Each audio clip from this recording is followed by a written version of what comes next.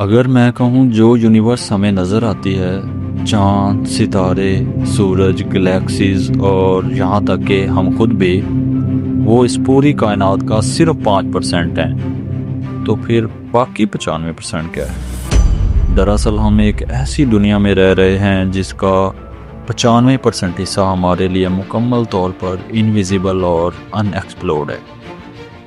ہم دنیا کے بڑے سے بڑے کلرز، انسولڈ کیسز اور مسٹریز کو ڈھونڈتے ہیں، لیکن کیا آپ کو معلوم ہے ہمارے آس پاس ایک ایسی چیز موجود ہے جو پورے یونیورس کو چلا رہی ہے، جسے کہتے ہیں ڈارک میٹر۔ اس چیز کا پتہ سب سے پہلے 1930 میں فرڈز زویکی نے لگایا، اور بعد میں 1970 میں ویرا روبن نے اس پر سالڈ ریسرچ کی۔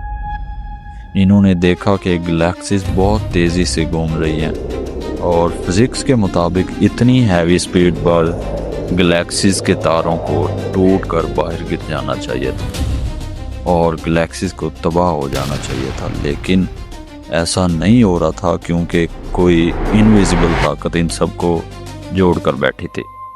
اس انویزیبل میٹر کی گریوٹی تو موجود تھی، پر میٹر خود غائب تھا، اس لیے اسے نام دیا گیا ڈارک میٹر کا۔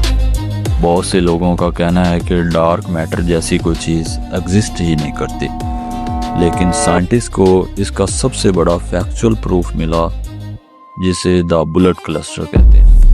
یعنی اسپیس میں دو بہت بڑی گلیکسیز آپس میں ٹکرائیں جو عام مٹی، گیس اور تارے تھے، لیکن سائنٹسٹ نے نوٹس کیا کہ ایک انویزیبل چیز بنا رکے گیس کے بادلوں کو چیرتی ہوئی آگے نکل گئی۔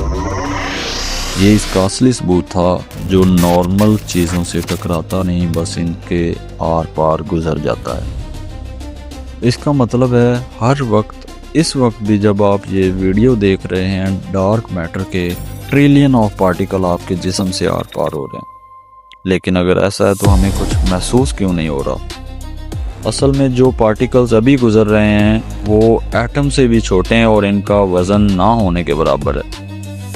سائنٹسٹ کی ایک ریسرچ کے مطابق اگر سپیس میں موجود میکروسکوپک یعنی بڑے سائز کا ڈارک میٹر پارٹیکل کبھی زمین سے گزرا تو وہ کسی بھوت کی طرح خاموشی سے نہیں گزرے گا، وہ اتنا ہیوی ہوگا کہ انسان کے جسم سے گزرتے ہوئے مائکروسکوپک لیول پر جلا دے گا، بالکل ایک انویزیبل گولی کی طرح۔ یعنی ہمارے آس پاس ہر وقت ایک خاموش قاتل موجود ہے، جس کا صرف ایک بڑا پارٹیکل ہماری موت بن سکتا ہے، جسے ہم آج تک دیکھ بھی نہیں سکے۔ لیکن سائنس جسے آج ڈارک میٹر کہتی ہے، قرآن پاک نے صدیوں پہلے اس کی وضاحت کر دی تھی۔ سورہ فاطر آیت نمبر 41 میں اللہ تعالیٰ فرماتے ہیں، بلا شبہ اللہ ہی نے آسمانوں اور زمین کو تھاما ہوا ہے تاکہ وہ اپنی جگہ سے ہٹ نہ جائے۔ گلیکسیز کا اتنا تیز گھومنا اور پھر اپنی جگہ پر قائم رہنا اصل میں اسی خالق کائنات کی بے مثال قدرت اور حکمت کا ثبوت ہے، جس کے نظام کو سمجھنے میں آج کی ماڈرن سائنس بھی حیران و پریشان ہے۔